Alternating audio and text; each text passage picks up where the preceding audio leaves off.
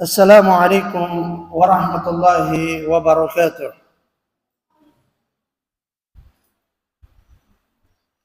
Innal hamdalillah nahmaduhu wa nasta'inuhu wa nastaghfiruh wa natubu ilayh wa na'udzu billahi min shururi anfusina wa min sayyiati a'malina. Man yahdihillahu fala mudilla lahu wa man yudlil fala hadiya lahu.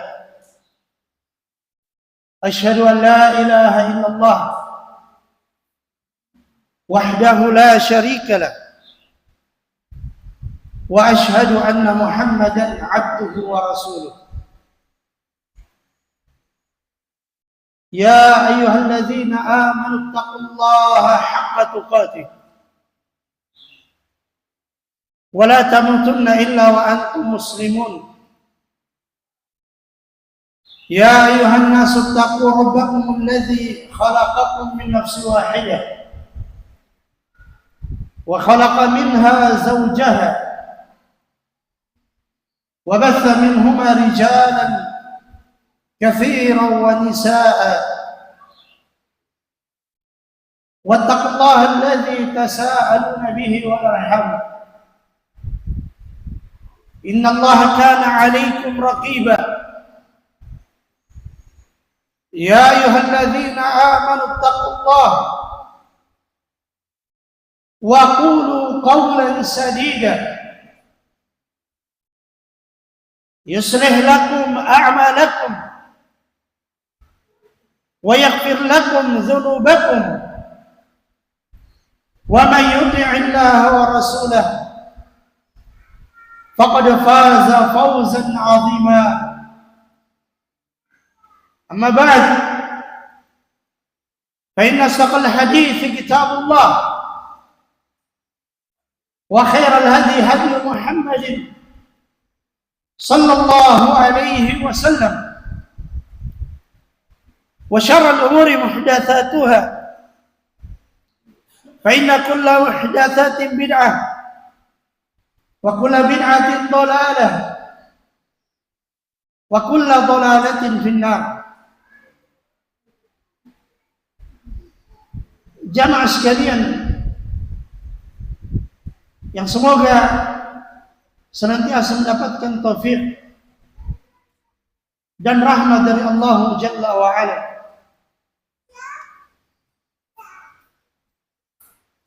Kita memuji Allah atas nikmat yang Allah Subhanahu wa taala berikan kepada kita. Nikmat iman, nikmat Islam, nikmat kesehatan, dan berbagai nikmat yang lainnya yang Allah Subhanahu wa taala berikan kepada kita. Yang mana nikmat yang Allah berikan kepada kita demikian banyak yang tiada terhingga. Sebagaimana Allah Jalla wa Ala berfirman, "Wa in ta'uddu ni'matallahi la tuhsuha." Dan seandainya kalian menghitung-hitung nikmat Allah, la tuhsuha, kalian tidak akan mampu menghitung nikmat tersebut. Sehingga merupakan kewajiban bagi setiap dari kita untuk senantiasa bersyukur atas berbagai nikmat yang Allah Subhanahu wa taala berikan. Sebab dengan bersyukur Allah Subhanahu wa taala akan menambahkan nikmat tersebut untuk kita. Sebagaimana firman-Nya, "Wa idh ta'azzana rabbukum la in syakartum la azidannakum wa la in kafartum inna 'adzabi lasyadid." Dan ingatlah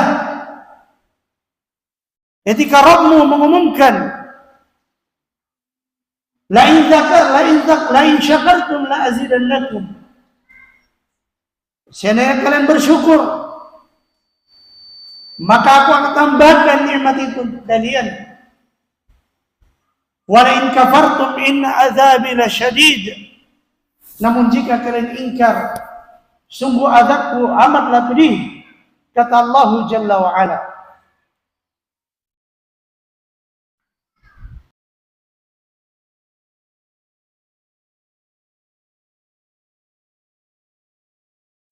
Diucapkan oleh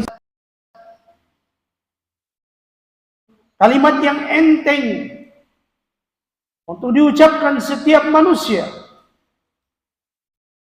namun pada hakikatnya merupakan amalan yang sulit untuk diwujudkan kecuali yang diberikan taufik oleh Allah Subhanahu wa taala. Karena itulah Allah Jalla wa Ala berfirman, wa qalilun min ibadiyas syakur. Dan sangat sedikit dari hamba-hambaku yang bersyukur, kata Allah Jalla wa Ala. Menunjukkan yang tidak bersyukur itu lebih banyak. Dan ini memang janji iblis di hadapan Allah Subhanahu wa taala.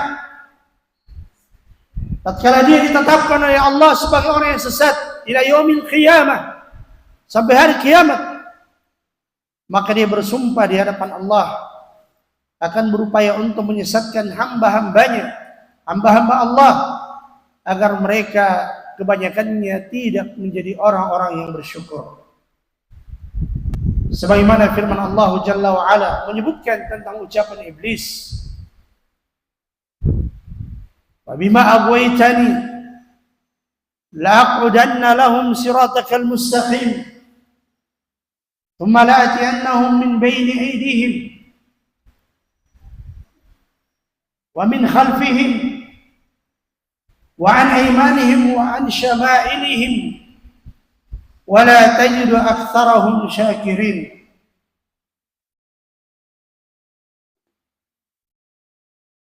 Maka disebabkan, wahai Rabbku, engkau telah menetapkan saya sebagai orang yang sesat, maka sungguh saya betul-betul akan menyesatkan hamba-hambamu dari jalanmu yang lurus. Saya akan menghalangi hamba-hambamu dari jalan yang lurus.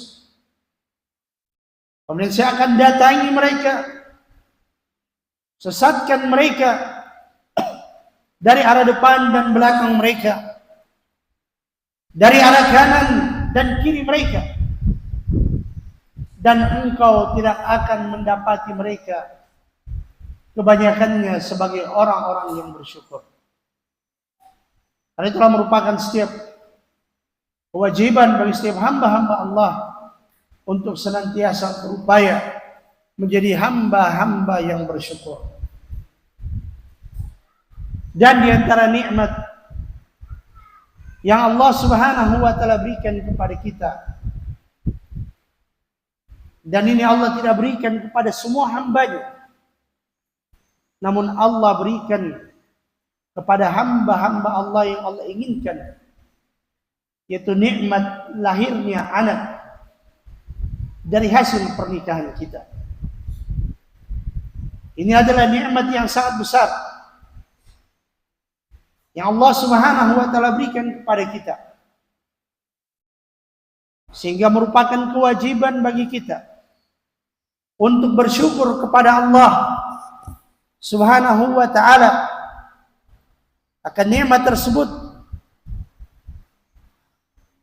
dan mewujudkan segala hal yang merupakan keharusan dari kesyukuran tersebut.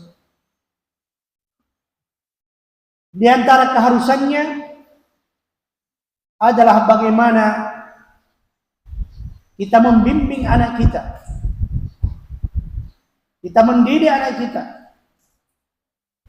agar menjadi pribadi dan insan yang bertakwa kepada Allah Subhanahu wa taala. Sebagaimana firman Allah Subhanahu wa taala, "Ya ayyuhalladzina amanu qu anfusakum wa ahlikum nara." Hai orang yang beriman,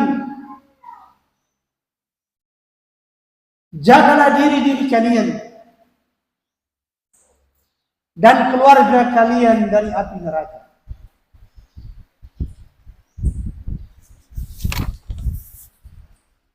Syekh Abdul Rahman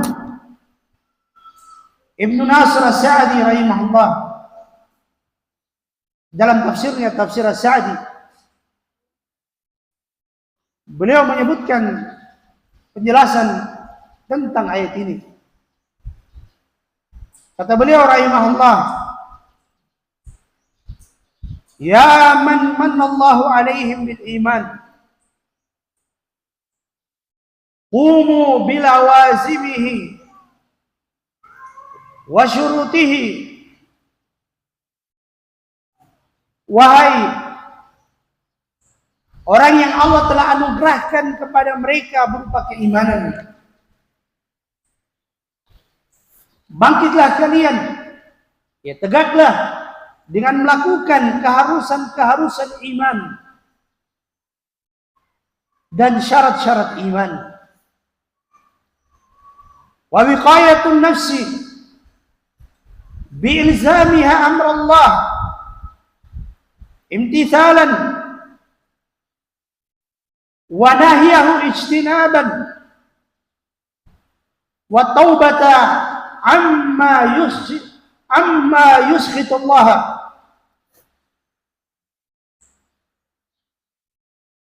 wa yujibul azaba wa wiqayatul ahli wal aulad bita'dibihim wa ta'limihim wa ijbarihim ala amrillah. Kata Syekh Abdul Rahman As-Sa'di rahimahullah,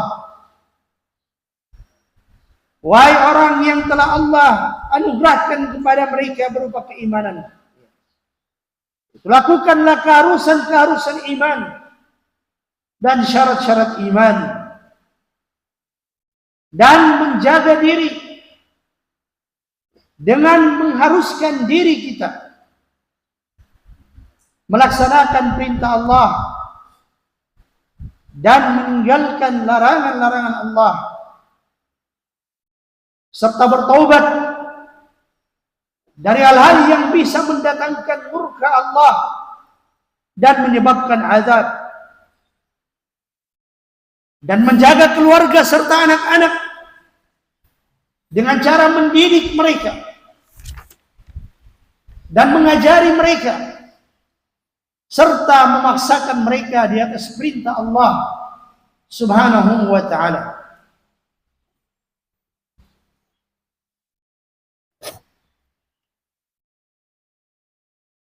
Karena itulah tarbiyatul aulad, pendidikan anak-anak, merupakan hal yang sangat penting di dalam Islam. Dan ini juga diterangkan oleh Allah Jalla wa Ala dalam ayat yang lain. Wa'mur ahlaka bis-salati wastabir 'alaiha. Dan perintahkanlah keluargamu untuk melaksanakan salat, wastabir 'alaiha, dan bersabarlah atasnya. Dan Nabi SAW bersabda, muru auladakum bis-salah wa hum abna'u 7 sinin.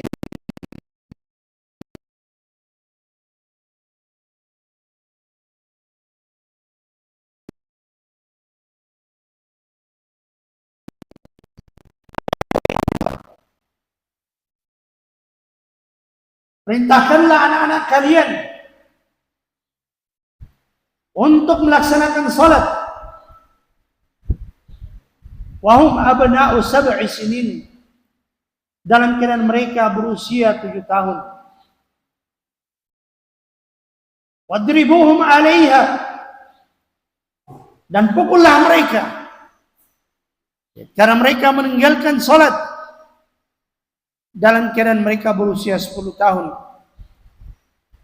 Wa farriqu bainahum fil madaji', dan pisahkanlah mereka di tempat-tempat tidur mereka.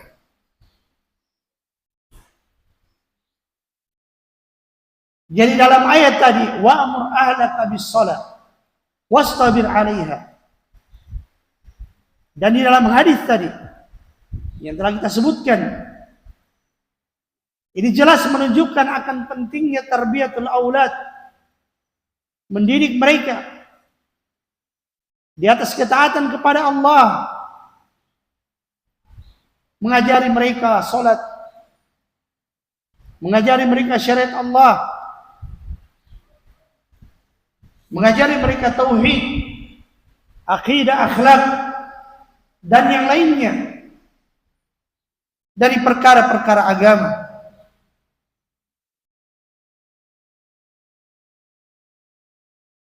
Karena itulah Syekhul Islam Ibnu Taimiyah rahimahullah berkata, sebagaimana dinukil dalam Majmu' Fatawa beliau, wa yajibu ta'limu auladil muslimin ma amara Allah bita'limihim iyyahu wa tarbiyatuhum ala ta'atillahi wa rasulih, kama fi hadits Amr bin Shu'aib an abihi an jaddihi.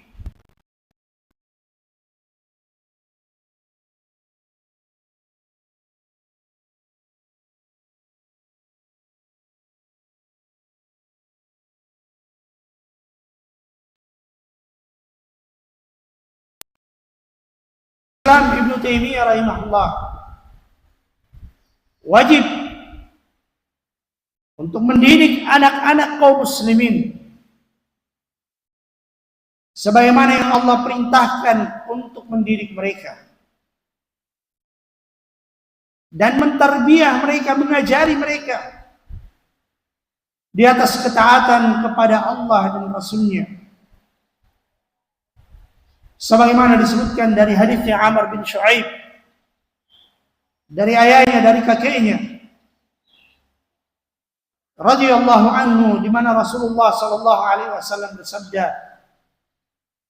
perintahkanlah anak-anak kalian untuk menegakkan salat ketika berusia 7 tahun, dan pukullah mereka karena meninggalkan salat ketika mereka berusia 10 tahun, dan pisahkanlah mereka di tempat-tempat tidur mereka.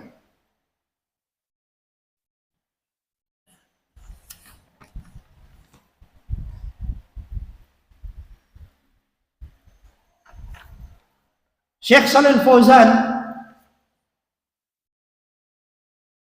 hafizahullah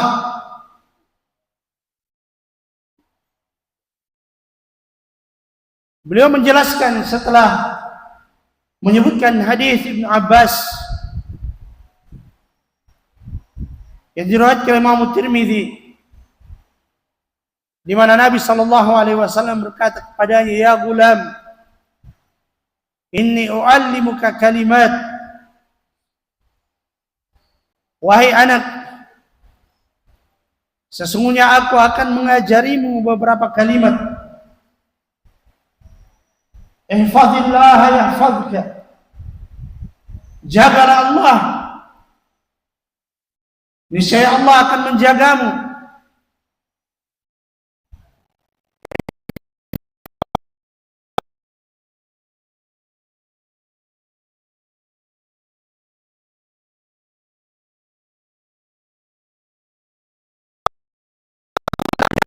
Batasan-batasan Allah, tajidhu tujahak, aku akan mendapatinya di hadapanmu, yaitu Allah akan membimbing setiap langkahmu. Idza sa'alta fas'alillah, jika engkau meminta maka mintalah kepada Allah. Wa idza ista'anta fasta'in billah, Dan jika engkau minta pertolongan, maka mintalah pertolongan hanya kepada Allah. Sampai akhir hadis. Itu di mana Nabi sallallahu alaihi wasallam mengajari sahabat Abdullah bin Abbas tentang akidah tauhid. Di mana meminta, berdoa, berlindung hanya kepada Allah Subhanahu wa taala dan beriman kepada takdir Allah Subhanahu wa taala. Setelah menyebutkan hadis ini, Syekh Shalih Fauzan hafizahullah mengatakan, "Hadza fihi ta'limul atfal. Ta'limul atfal min as-sighar. Wa hadza syai'un nasiyahu katsirun minan nas. Ta'limul atfal لأن تعليم الطفل أثبت من تعليم الكبير.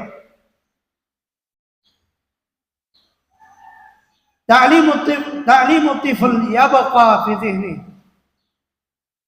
ترسخ في ذهنه، فيجب تعليم الأطفال أمور دينه.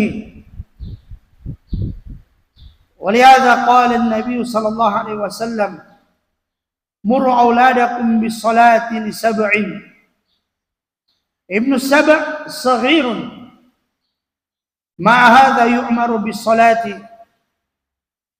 يتدرب عليها وينشأ عليها.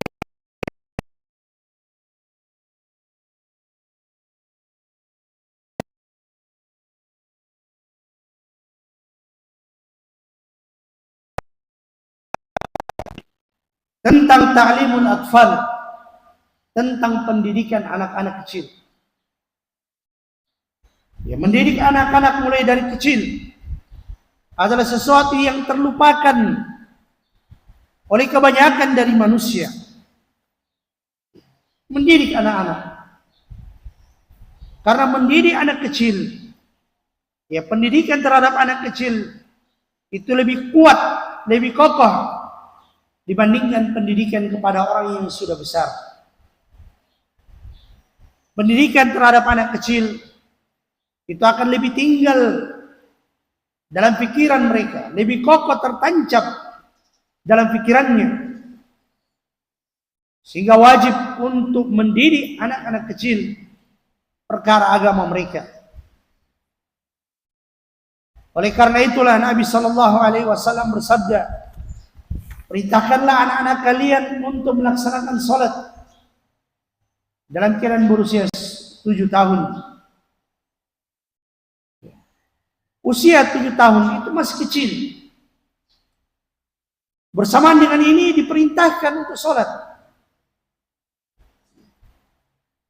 Terbiasa melaksanakan salat dan tumbuh dalam melaksanakan salat."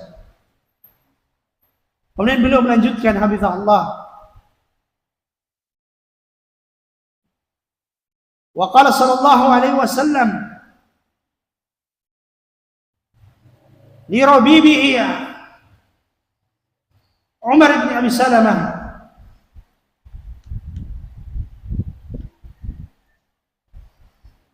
dan Nabi sallallahu alaihi wasallam berkata kepada rabibnya beliau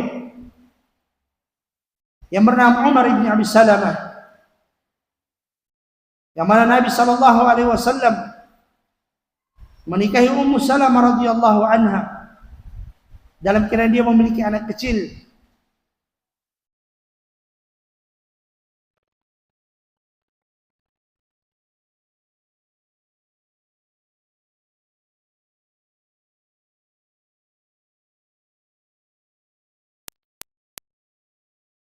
Kemana-mana di nampan, bertentangan dengan adab dalam makan. Maka Nabi sallallahu alaihi wasallam berkata kepadanya, "Ya gulam, samillah wa qul bi yaminik wa qul mimma yalik." Wahai anak, ucapkanlah bismillah, wa qul bi yaminik, dan makanlah dengan tangan kananmu. Wa kul mimma yalik, dan makanlah makanan yang terdekat darimu. Jadi Nabi SAW mengajari sahabat yang masih kecil ini adab makan, dan dia menghafal kalamnya Rasulullah SAW. Sebagaimana juga Ibnu Abbas menghafal kalamnya Rasulullah SAW.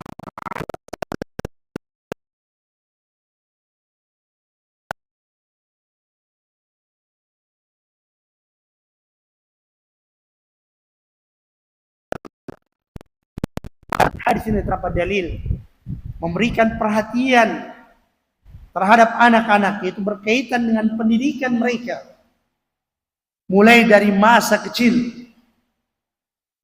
Kemudian Nabi mengatakan kepada Ibnu Abbas, "Inni u'allimuka kalimat." Kata Syekh Shalal Fauzan hafizahullah, kalimat.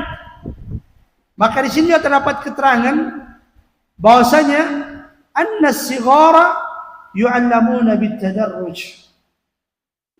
Yang mana anak-anak kecil itu mereka diajak dengan pendidikan yang berjenjang. Mulai dari hal-hal yang sederhana, kemudian naik lagi sedikit demi sedikit bertambah. Kalimat tidak diajari dengan perkara-perkara yang besar atau dalam jumlah besar sekaligus. Maka ini semua menerangkan kepada kita bagaimana pentingnya pendidikan anak. Dan yang namanya pendidikan anak, maka asalnya yang menjadi tanggung jawab, yang memegang tanggung jawab itu adalah orang tuanya. Asalnya pendidikan anak yang menjadi tanggung jawab pemegangnya adalah orang tua. Itu asalnya. Sebab ayat-ayat maupun hadis-hadis yang menerangkan, yang menyebutkan perintah untuk mendidik anak, membimbing mereka, menterbiah mereka, mentakdib mereka, itu diarahkan kepada kedua orang tua. Maka asalnya mereka lah yang memegang kewajiban.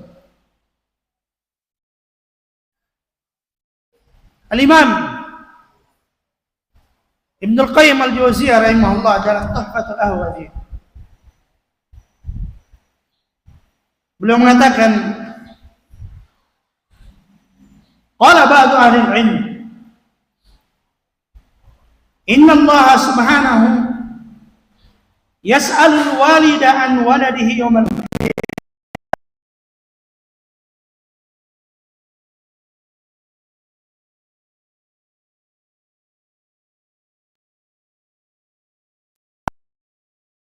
al-ibnihi haqqan falil ibni ala abihi haqqun. Faqama qala ta'ala wa wasayna al-insana biwalidayhi husnan. Qala ta'ala qu anfusakum wa ahlikum nara wa quduha an-nas wal hijarah. Faman ahmala ta'lima waladihi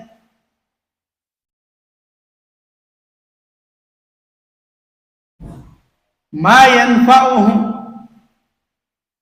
wa tarakahu sudan faqad asaa ilaihi ghayatal isaa'ah. Wa aktsarul aulad innama jaa fasaduhum min qibalil aba wa ihmalihim lahum wa tarki ta'limihim fara'idad din.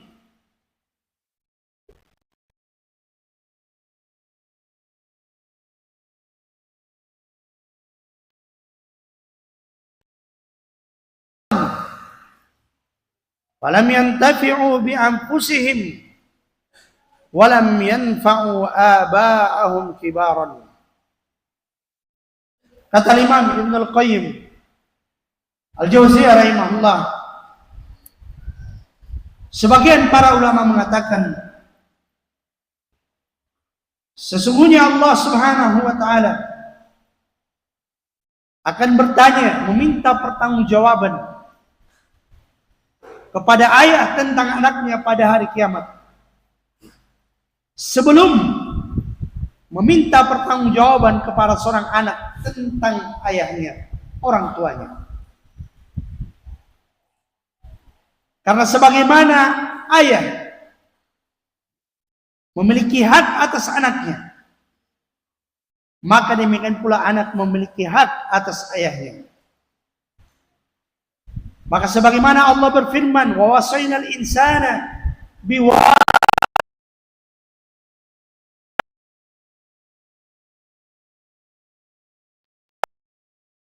orang tuanya, maka demikian pula Allah berfirman, qu anfusakum wa ahlikum nar. Jagalah diri-diri kalian dan keluarga-keluarga kalian dari api neraka yang bahan bakarnya manusia dan batu. Jadi ayah, orang tua memiliki hak atas anaknya, dan anak pun memiliki hak atas orang tuanya. Dan hak anak atas orang tuanya, atas ayahnya, atas ibunya, yaitu bagaimana orang tuanya tersebut membimbing dia, menterbiahnya, menjaganya dari api neraka. Dan itu tentu hanya akan terwujud ketika orang tua menterbiah anak mereka, mendidik anak mereka di atas agama Allah, di atas ketaatan kepada Allah Subhanahu wa ta'ala.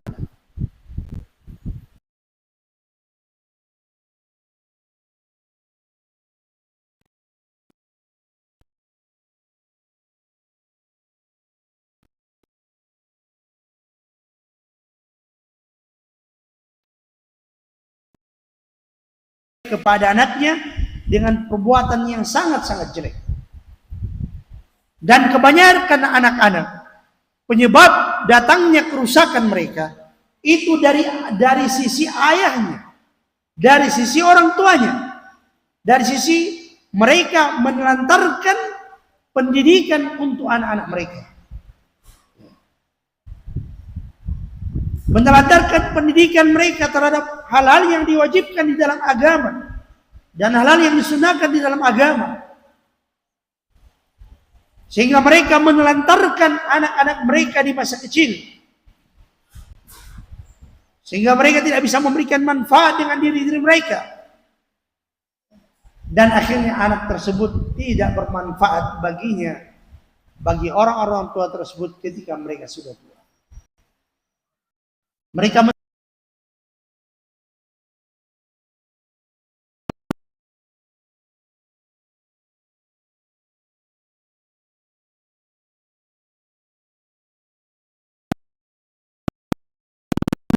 dengan syariat. Maka ini jamaah sekalian menunjukkan bagaimana pentingnya pendidikan anak. Dan pendidikan itu dimulai dari masa ketika mereka masih kecil, agar ilmu itu semakin kokoh di dalam dada-dada mereka.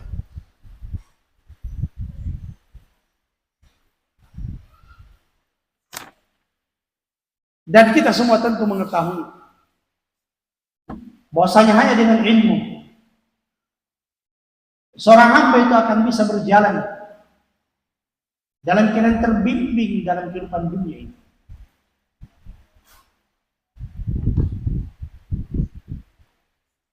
Itulah sebabnya iblis berupaya untuk menghalangi hamba-hamba Allah dari mempelajari agama Allah, dan berupaya menjadikan orang tua lalai berkaitan dengan tarbiyah bagi anak-anak mereka. Al-Imam Ibnul Jauzi rahimahullah dalam Talbis Iblis dan juga dalam Sayyidul Khatir, beliau rahimahullah mengatakan, ra'aitu iblis qad ihtala bi fununil hiyal 'ala an-nas wa amala aktharahum 'anil 'ilm alladhi huwa misbahus salik fatarakahum yatakhabbatuna fi dhulumatil jahl. Kata Imam Ibnu Jauzi rahimahullah, saya melihat iblis telah mempergunakan berbagai jenis jaring, jerat untuk menjerat manusia, menyesatkan mereka. Iblis dalam rangka menyesatkan hamba-hamba Allah, dia akan datang dari berbagai pintu, menggunakan berbagai jenis jerat dan jaring. Datang dari segi kekuasaan, dari segi kekayaan, dari segi kecintaan yang berlebihan kepada anak-anak, dari segi harta, wanita, dan yang lainnya. Wa amala aktsarahum 'anil ilm alladhi huwa misbahus salik. Dan dari semua jenis jaring tersebut, iblis memalingkan kebanyakan mereka dari ilmu. Alladhi huwa misbahus salik, yang mana ilmu itu merupakan lentera bagi orang yang berjalan dalam kehidupan dunia. Sehingga kalau tidak ada ilmu, berarti tidak ada lenteranya, tidak ada pelitanya, tidak ada lampunya sebagai penerang dalam menjalani kehidupan dunia ini. Karena itulah kata beliau, fatarakahum yatakhabbatuna fi dhulumatil jahl. Maka dia pun meninggalkan mereka terjerembab, terombang-ambing dalam kegelapan kebodohan. Makanya tidak heran betapa banyak hamba-hamba Allah yang terjatuh dalam dosa dan maksiat, dan kalian mereka tidak tahu bahwa itu adalah dosa dan maksiat. Maka demikian pula anak-anak kita, mereka adalah orang-orang yang masih polos, lahir di atas fitrah. Sebagaimana sabda Nabi sallallahu alaihi wasallam, kullu mauludin yuladu 'alal fitrah. Mereka memiliki al-khairu asil, kebaikan yang memang telah difitrahkan oleh Allah Subhanahu wa taala. Namun kata Nabi SAW, fa'abawahu yuhawidanihi aw yunassiranihi aw yumajjisanihi, maka kedua orang tuanya lah yang menjadikan dia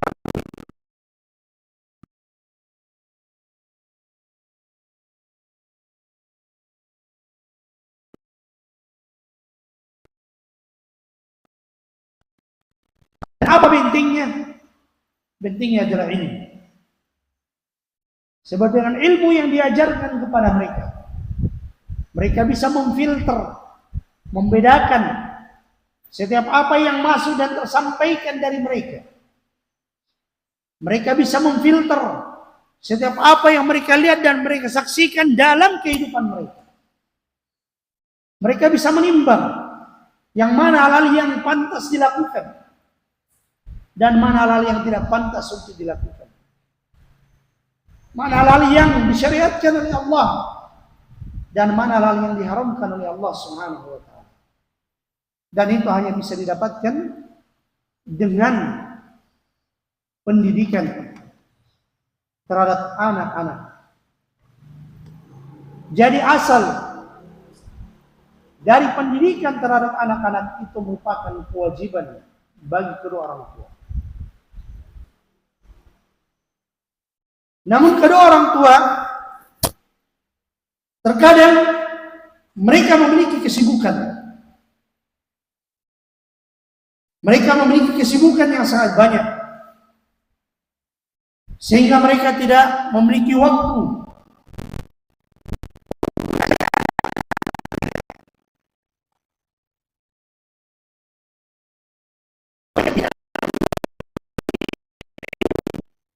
yang membuat mereka bisa mendidik anak-anak mereka dengan baik.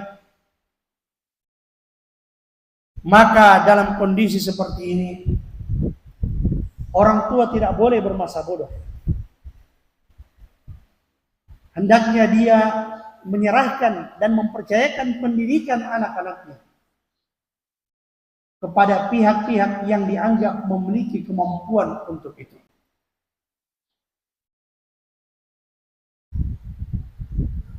Maka kemudian adanya pondok-pondok pesantren, baik yang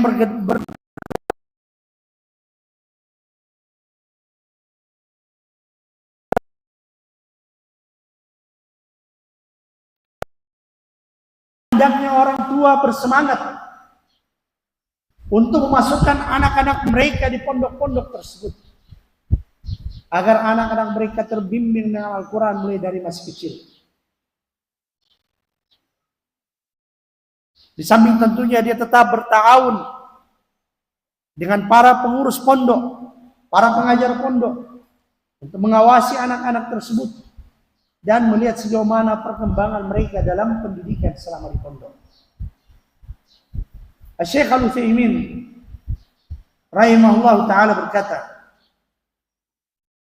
dalam Kitabul Ilm, kata beliau rahimahullah, wa innani la ahathu ikhwani alladhi manna Allah ta'ala alaihim bil awlad ay yushajji'u awlad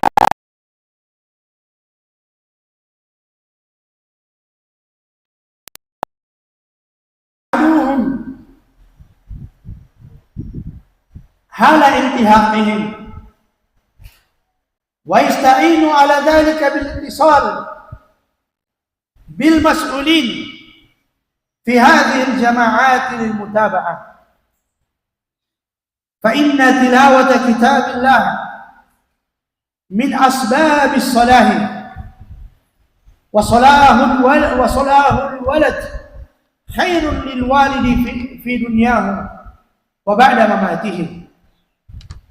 كما قال النبي صلى الله عليه وسلم إذا مات الإنسان انقطع عمله إلا من ثلاث صدقة جارية أو علم ينتفع به أو ولد صالح يدعو له.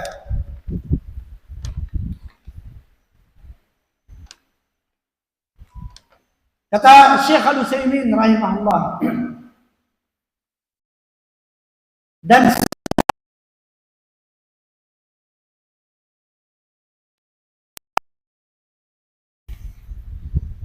yang telah Allah berikan anugerah kepada mereka berupa anak-anak, untuk mereka memberikan dorongan kepada anak-anak mereka untuk bergabung di perkumpulan-perkumpulan tahfidzul Quran, al-jamaat, maksudnya perkumpulan-perkumpulan pondok-pondok tahfidzul Quran, dan hendaknya mengawasi mereka ketika mereka bergabung di perkumpulan-perkumpulan pondok-pondok tersebut, dan mereka meminta pertolongan di atas hal tersebut dengan melakukan hubungan, menghubungi para pengurus pada perkumpulan-perkumpulan pondok-pondok tersebut untuk pengawasan. Karena membaca kitabullah merupakan sebab kesalehan, dan kesalehan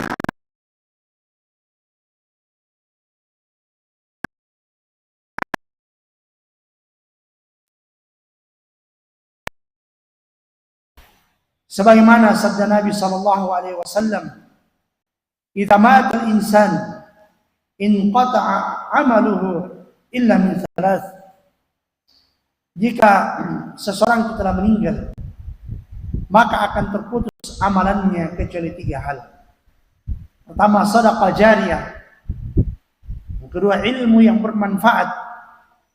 Dan yang ketiga, anak soleh yang senantiasa mendoakan orang tuanya. Jadi Syekh Al-Utsaimin rahimahullah menganjurkan kepada orang tua untuk bersemangat dan mendorong anak-anaknya agar masuk ke perkumpulan-perkumpulan tahfidzul Quran, pondok-pondok Yang di situ anak-anak dididik di atas Al-Quran dan Sunnah Rasulullah Sallallahu Alaihi Wasallam.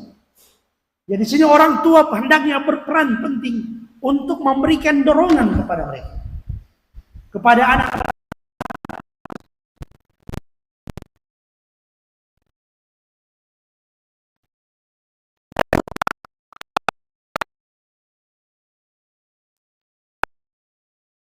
Di sini orang tua tetap berperan.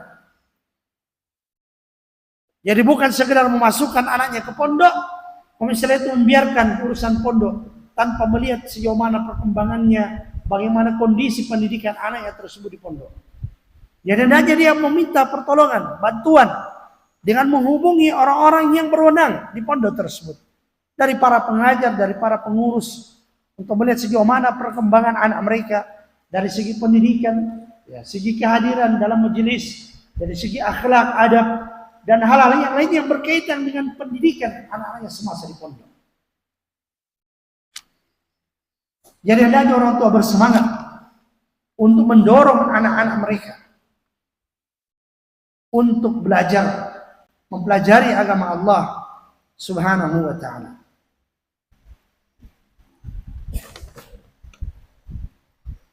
Al-Hasan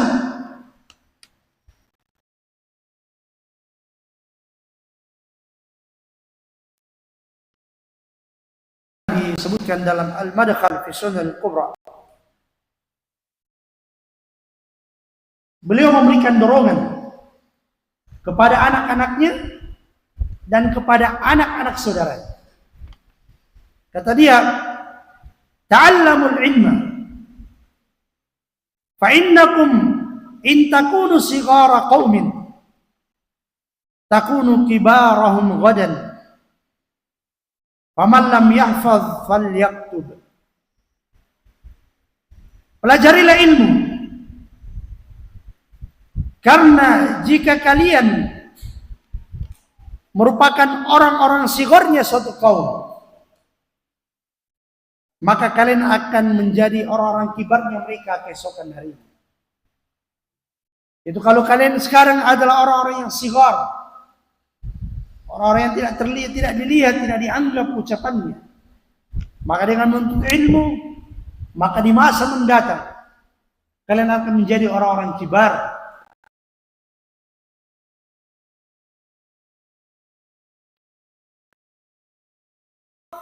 Falyaktub, maka barang siapa yang tidak bisa menghafal, maka hendaknya dia mencatat.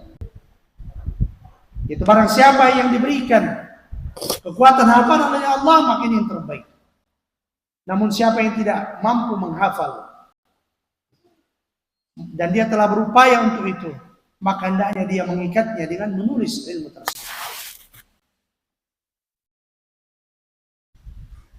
Al-Imam Ibnu Jauzi rahimahullah mengatakan, man ruziqa waladan falyajtahid ma'ah fa idza balagha 5 sinin akhadhahu lihifdh al-ilmi fa innal hifdha fi as-sighar naqshun fil fa innal hifdha fi as-sighar naqshun fi hajar.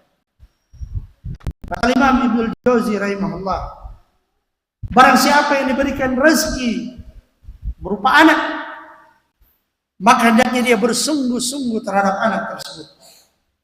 Dia bersungguh-sungguh dalam merawatnya, dalam membimbingnya, dalam mendidiknya.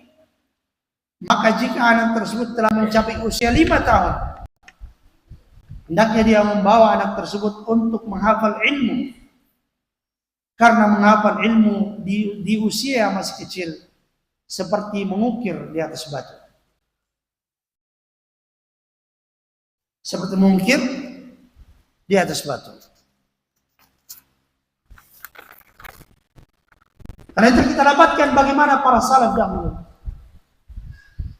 Mereka itu bersemangat menuntut ilmu di usia yang sangat muda. Bersemangat untuk menuntut ilmu di usia yang masih sangat muda.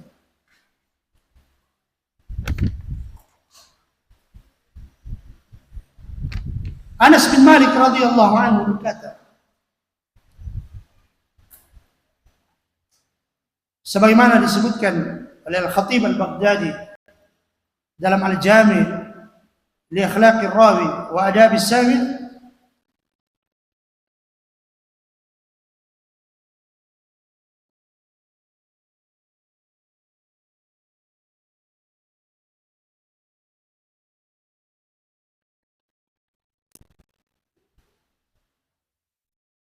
فإذا قمنا تذكرناه فيما بيننا حتى نحفظه. Kata Anas bin Malik radhiyallahu anhu, dahulu kami berada di sisi Nabi sallallahu alaihi wasallam, mendengarkan hadis dari beliau.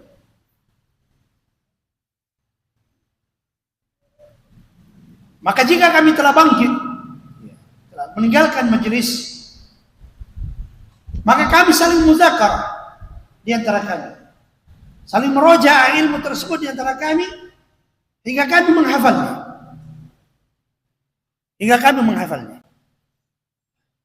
Lihat bagaimana Anas bin Malik menggambarkan kondisi mereka di masa kecil. Mereka semangat untuk mendengarkan hadis dari Nabi sallallahu alaihi wasallam dan semangat untuk meroja hingga mereka menghafal. Menunjukkan ini kebiasaan para salaf menuntut ilmu di masa mereka masih kecil. Ya, sebab di usia tersebut memang usia lagi kuat-kuatnya hafalan.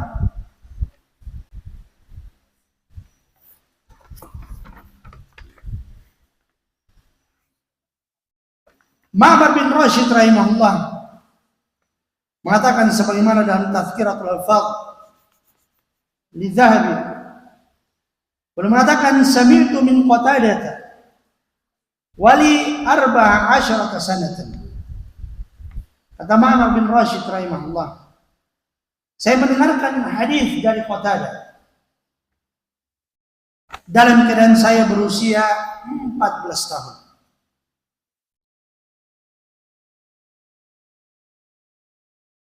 Fama sami'tu idzaka ka'annahu maktubun fi sadri. Maka apa yang saya dengarkan ketika itu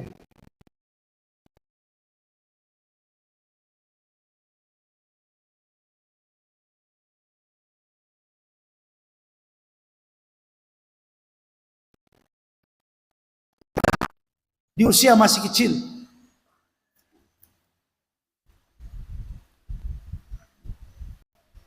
Sufyan ibn Uyainah rahimahullah mengatakan sebagaimana dalam Tawdihul Afkar dari As-Sun'ani rahimahullah, kata Sufyan ibn Uyainah, qara'tul Qur'an wa ana ibnu 4 sinin wa katabtu wa ana ibnu 7 sinin. Saya membaca Al-Quran dalam keadaan saya berusia 4 tahun. Dan saya menulis ilmu dalam keadaan saya berusia 7 tahun.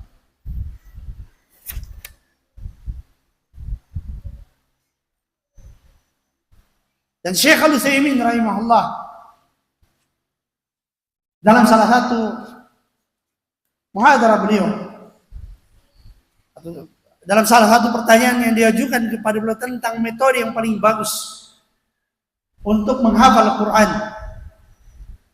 maka beliau menjawab, at-tariqatul muslah li hifdzil Quran an tahfadhahu wa anta saghirus sin. Faman hafizal Quran hala sighar fa fi hifdzil Qur'ani hala sighar faidatan sahulatul hifdz wa rusukhul mahfuz fi qalbi bihaitsu la yansah. Kata Syekh Al-Utsaimin rahimahullah, metode yang paling utama untuk menghafal Al-Quran adalah engkau menghafalnya dalam keadaan engkau masih kecil. Engkau menghafalnya dalam keadaan engkau masih kecil.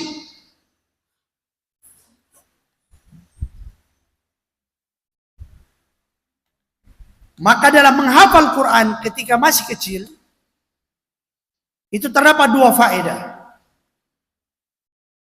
Yang pertama, mudah menghafal.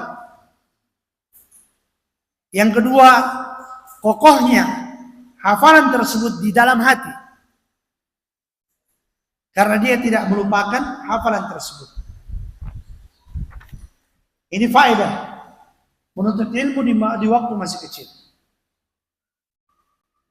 Yang menunjukkan bahwasanya perkara yang lebih utama adalah kita bersemangat untuk mendidik anak-anak kita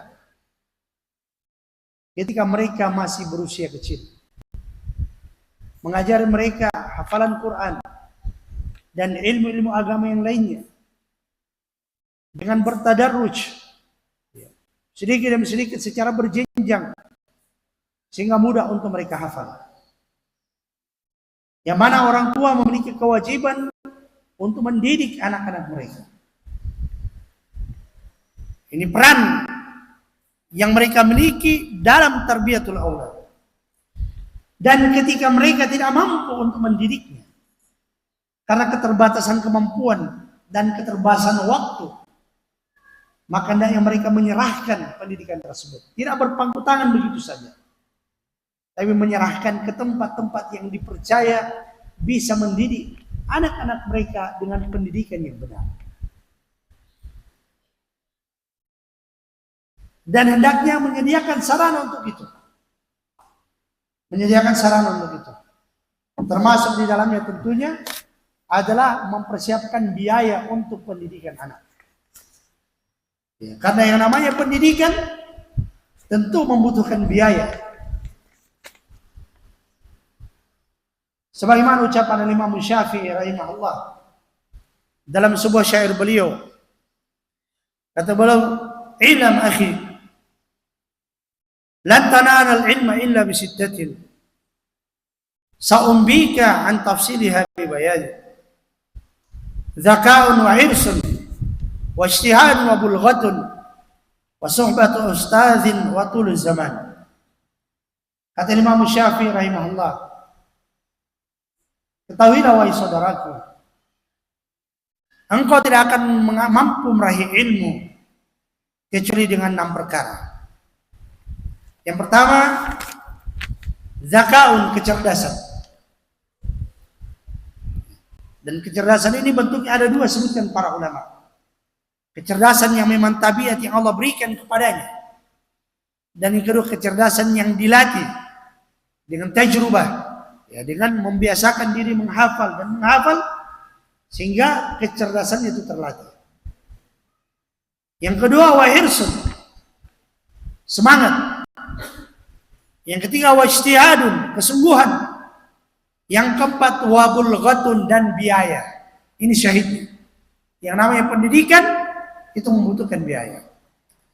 Wasohbatu ustadzin, dan bersahabat dengan ustadz. Itu menemani ustaz dalam menuntut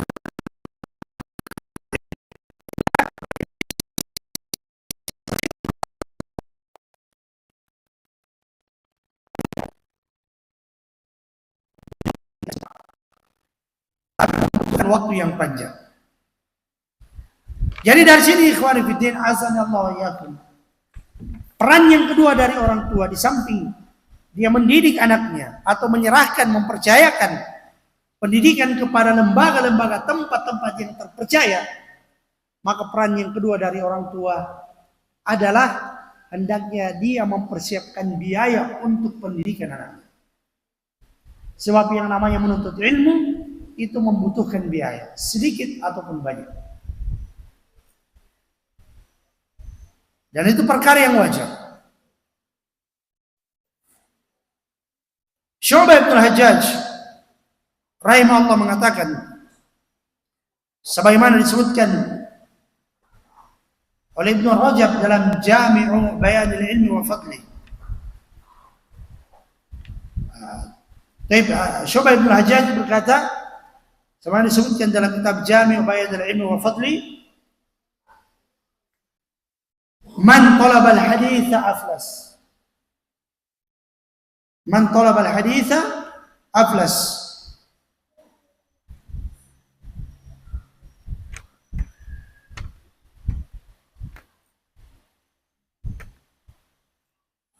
Barang siapa yang mempelajari hadis, maka dia aflas, maka dia akan bangkrut. Ya, maksudnya dia akan mengeluarkan biaya yang besar untuk menuntut ilmu.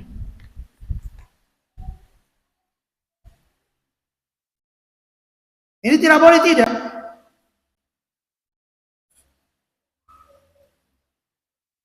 Merupakan perkara yang pasti akan dikeluarkannya.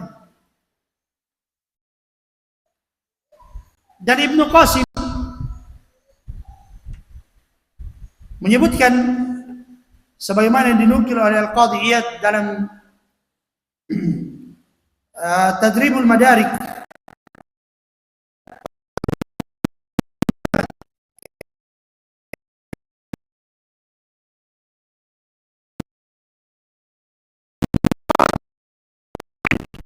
ila naqada saqfa baitihi faba'a khashbahu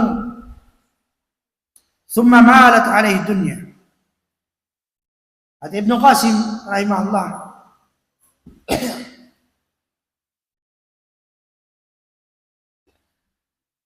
menuntut ilmu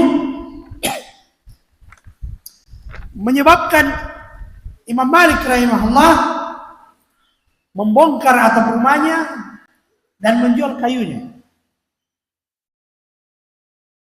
Jadi menuntut ilmu menyebabkan Imam Malik rahimahullah membongkar atap rumahnya kemudian menjual kayunya. Kemudian setelah itu dunia pun condong kepada beliau. Setelah beliau menjadi imam, maka dunia pun datang kepada beliau. Soal perhatikan, Imam Malik rahimahullah saking seriusnya dalam menuntut ilmu dan itu membutuhkan biaya. Beliau sampai membongkar atap rumahnya untuk kemudian menjual kayu-kayunya. Kemudian dananya digunakan menuntut ilmu.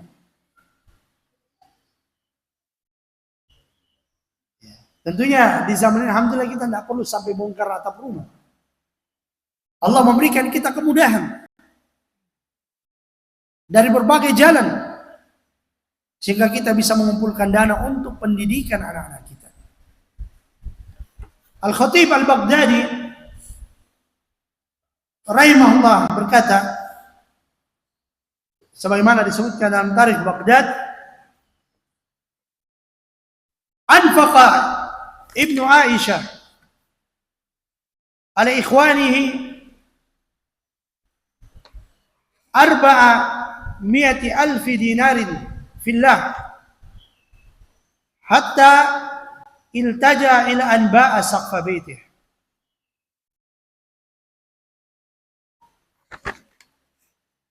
Al-Khatib Al-Baghdadi rahimahullah mengatakan bahwasanya Ibnu Aisyah, salah seorang ulama di masa dahulu, dia menginfakkan hartanya sebanyak 400.000 dinar di jalan Allah Subhanahu wa taala. Ya, maksudnya untuk pendidikan saudara-saudara yang tersebut,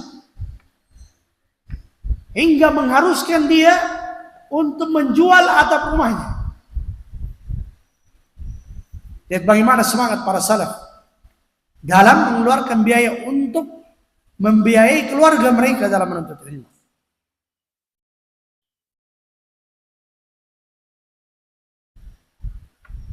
Muhammad bin Salam rahimahullah berkata, sebagaimana jadi nukil Al-Khatib Al-Baghdadi dalam Tarikh Baghdad, Muhammad bin Salam rahimahullah mengatakan, anfaqtu fi talab al-ilmi 40,000.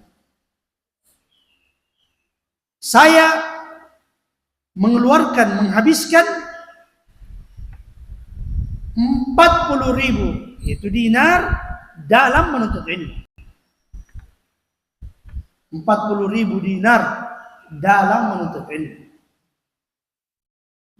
40.000 dinar mata uang emas menunjukkan mengeluarkan jumlah yang sangat banyak dalam rangka menuntut ilmu. Dan kisah yang masyhur dari kisahnya Rabi'ah Ar-Ra'i, guru dari Al-Imam Malik rahimahullah.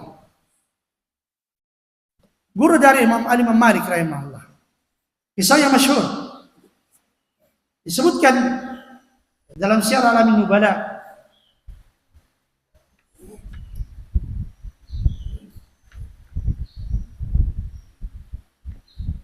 Bagaimana Farrukh Abu Abdurrahman yang merupakan ayah dari Al-Imam Ar-Rabi'ah Ar-Ra'i yang merupakan guru dari Al-Imam Malik bin Anas. Beliau berangkat jihad meninggalkan istrinya yang ketika itu masih mengandung. Kemudian bersamaan dengan itu